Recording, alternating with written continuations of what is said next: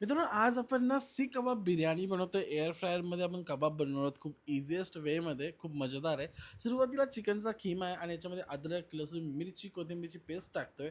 त्यानंतर कांदा टाकतोय. जो कांदा चॉप करून मीठ टाकून फडक्यामध्ये बांधून ठेवला होता 1 तास जवळ-जवळ. आणि काही मसाले आहेत घरगुती, सगळे डिटेल्स मी कॅप्शनमध्ये ॲड करतो. ते याच्यामध्ये ॲड करायचं आहे आणि सगळं खिमा वगैरे मिक्स करून मॅरिनेट करून झाकून आपल्याला फ्रीजमध्ये ठेवायचं आहे. त्यानंतर एक प्लास्टिकची पिशवी घेतली आहे मी आणि याच्यामध्ये थोडासा ऑइल स्प्रे केला आहे. जेवढी क्वांटिटी हवी आहे तेवढी मी याच्यावरती ॲड करतो आणि थोडंसं असं प्रेस करून आता आपल्याला काय करायचं आहे, फक्त त्याला मागच्या साईडला ढकलायचं आहे जिकडे प्लास्टिक आपण फोल्ड केलं आहे आणि अशा प्रकारे रोल तयार होतो. तुम्ही मध्ये स्टिक वगैरे ठेवून तुम्ही करू शकता. खूप मजेदार आहे. मी Instagramलाच बघितलं होतं.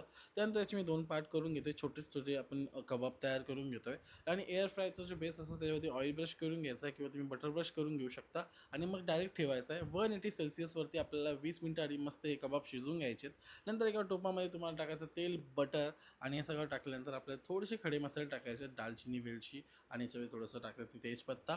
ठीक आहे, ते सगळं टाकल्यानंतर आपल्या याच्यामध्ये टाकायचे दहीवाला मसाला. याची पण डिटेल मी कॅप्शनमध्ये देतो. सगळे मसाले मिक्स केले दहीसोबत. त्याच्यानंतर कांद्याची पेस्ट टाकणार आहेत आपल्या थिक ग्रेव्हीसाठी आणि याच्यामध्ये मी कांदा वगैरे बरिस्ता वगैरे यूज नाही करत आहे, थोडी क्विकवाली बनवतो आहे. मसाला सगळा शिजल्यानंतर आपल्याला याच्यावरती कबाब ॲड करायचे जे आपण बनवलेत. खूप मस्त टेस्टी कबाब बनतात.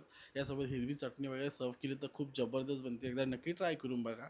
त्याच्यानंतर राईस मी ऑलरेडी शिजवून घेतला होता. बऱ्याचदा मी बिर्याणीची रेसिपी टाकली त्यात राईस कसं शिजवायचं सांगितलं होतं. मी लेयर बाय लेयर बनवतोय.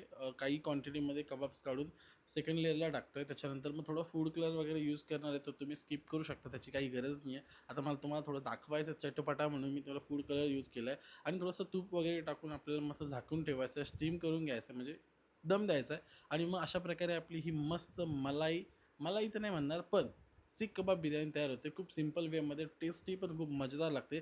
सगळे डिटेल्स कॅप्शनमध्ये आहेत. एकदा नक्की चेक करा.